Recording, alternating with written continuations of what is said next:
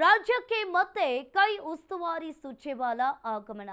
K N Rajanna ಸಂಪುಟದಿಂದ ವಜಾ ಬೆನ್ನಲ್ಲೇ ಈಗ ಭೇಟಿ ಮಾಡಿದ್ದಾರೆ. ಇದೇ ಶುಕ್ರವಾರ ರಾಜ್ಯಕ್ಕೆ ಸುರ್ಜೇವಾಲಾ ಆಗಮಿಸಲಿದ್ದಾರೆ. ಸ್ಥಳೀಯ ಸಂಸ್ಥೆ ಚುನಾವಣೆಗೆ ಸಂಬಂಧಪಟ್ಟಂತೆ ಮಹತ್ವದ ಸಭೆಯನ್ನ ಮಾಡಲಿದ್ದಾರೆ. ಇದೇ ಶುಕ್ರವಾರ ಸುರ್ಜೇವಾಲಾ ಅವರು ಮತ್ತೆ ರಾಜ್ಯಕ್ಕೆ ಆಗಮಿಸಲಿದ್ದಾರೆ.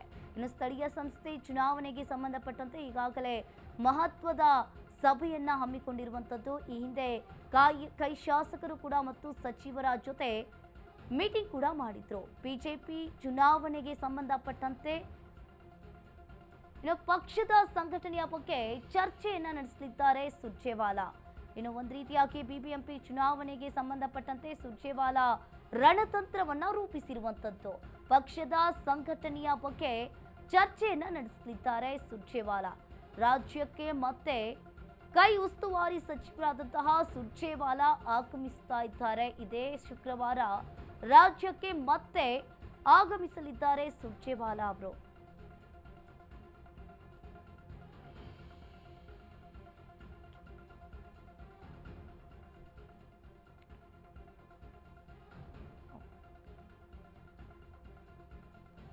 ಈ ಬಗ್ಗೆ ಹೆಚ್ಚಿನ ಡೀಟೇಲ್ಸ್ ಅನ್ನ ನೀಡ್ತಾರೆ ನಮ್ಮ ಪ್ರತಿನಿಧಿ ಅಭಿಷೇಕ್. ಫೋನ್ ಸಂಪರ್ಕದಲ್ಲಿ ಜಾಯಿನ್ ಆಗಿದ್ದಾರೆ. ಅಭಿಷೇಕ್, ಈಗ ಒಂದ್ ಕಡೆ ನೋಡ್ತಾ ಇರಬಹುದು, ಮತ್ತೆ ಇದೇ ಶುಕ್ರವಾರದಂತೂ ಸುರ್ಜೇವಾಲಾ ಅವರು ಮತ್ತೆ ಬೆಂಗಳೂರಿಗೆ ಆಗಮಿಸಲಿದ್ದಾರೆ. ಏನಿದೆ ಇದ್ರ ಬಗ್ಗೆ ಹೆಚ್ಚಿನ ಡೀಟೇಲ್ಸ್?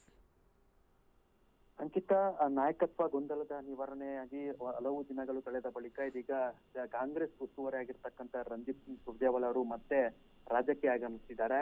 ಇಲ್ಲಿ ಪ್ರಮುಖವಾಗಿ ರಾಜ್ಯದಲ್ಲಿ ಪರಾಜಿತ ಅಭ್ಯರ್ಥಿಗಳ ಜೊತೆ ಒಂದು ಸುತ್ತಿನ ಮಾತುಕತೆ ನಡೆಸ್ತಾರೆ. ಅದಕ್ಕೆ ಪ್ರಮುಖ ಕಾರಣ ಮುಂಬರುವಂತ ಜೆಪಿಟಿಪಿ ಚುನಾವಣೆ ಏನಿದೆ, ಜೊತೆಗೆ ಬಿಬಿಎಂಪಿ ಚುನಾವಣೆಗೆ ಪಕ್ಷ ಸಂಘಟನೆ ಮಾಡುವಂತ ನಿಟ್ಟಿನಲ್ಲಿ ಕೆಪಿಸಿಸಿ ಏನು ಪದಾಧಿಕಾರಿಗಳು ಮತ್ತು ಮಾಜಿ ಶಾಸಕರು ಹಾಗೂ ಒಂದಷ್ಟು ಮುಖಂಡರುಗಳ ಜೊತೆ ಸುರ್ಜೇವಾಲಾ ಅವರು ನೇರವಾಗಿ ಸಭೆನ ಮಾಡ್ತಾರೆ. ಈ ಒಂದು ಸಭೆ ನಾಳೆ ಕೆಪಿಸಿಸಿ ಕಚೇರಿಯಲ್ಲಿ ನಡೆಯಲಿದೆ ಅಂತ ಮಾಹಿತಿ ಲಭ್ಯ ಆಗ್ತಿದೆ. ಈ ಹಿಂದೆಯೂ ಕೂಡ ಏನು ಕಾಂಗ್ರೆಸ್ ಪಕ್ಷದಲ್ಲಿ ಅಸಮಾಧಾನ ಭುಗಿಲೇರಿದಂತ ಸಂದರ್ಭದಲ್ಲಿ ಸುರ್ಜೇವಾಲಾ ಅವರು ಶಾಸಕರ ಜೊತೆ ಬಂದು ಏನು 1-to-1 ಮೀಟಿಂಗ್ ಮಾಡ್ತಾರೆ. ಜೊತೆಗೆ ಸಚಿವರ ಜೊತೆಯೂ ಕೂಡ ಒಂದು ಸಭೆ ಮಾಡಿ ಅಲ್ಲಿ ಪ್ರಮುಖವಾಗಿ ಇರ್ತಕ್ಕಂಥ ಏನು ಅಸಮಾಧಾನವನ್ನ ತಣ್ಣಗಾಗಿಸುವಂತ ಒಂದು ಪ್ರಯತ್ನ ಮಾಡಿದ್ರು. ಅದಾದ ಬಳಿಕ ಏನು ಕೆಎನ್ ರಾಜಣ್ಣ ಅವರು ಸಚಿವ ಸಂಪುಟದಿಂದ ವಜಾ ಆಗ್ತಾರೆ.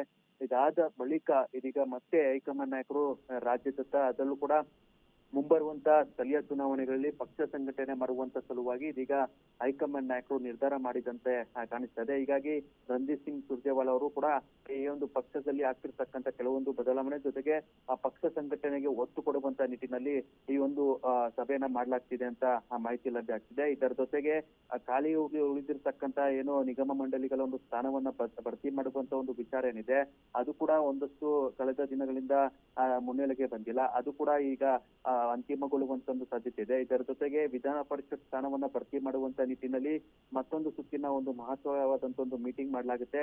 ಈ ಒಂದು ಮೀಟಿಂಗ್ ನಲ್ಲಿ ಸಿಎಂ ಸಿದ್ದರಾಮಯ್ಯ ಜೊತೆಗೆ ಡಿಸಿಎಂ ಡಿಕೆ ಶಿವಕುಮಾರ್ ಕೂಡ ಉಪಸ್ಥಿತರಿರ್ತಾರೆ ಅಂತ ಹೇಳಲಾಗ್ತಿದೆ. ಹೀಗಾಗಿ ನಾಳೆ ನಡೆಯಿರುವಂತ ಏನು ಅಪರಿಚಿತ ಏನು ಅಭ್ಯರ್ಥಿಗಳ ಜೊತೆ ಸಭೆ ಏನಿದೆ, ಅದು ಸಾಕಷ್ಟು ಒಂದು ಮಹತ್ವನ ಪಡ್ಕೊಳ್ಳಿದೆ. ಅಂಕಿತಾ, ಥ್ಯಾಂಕ್ ಯು ಅಭಿಷೇಕ್ ನಿಮ್ಮೆಲ್ಲ ಮಾಹಿತಿಗೆ.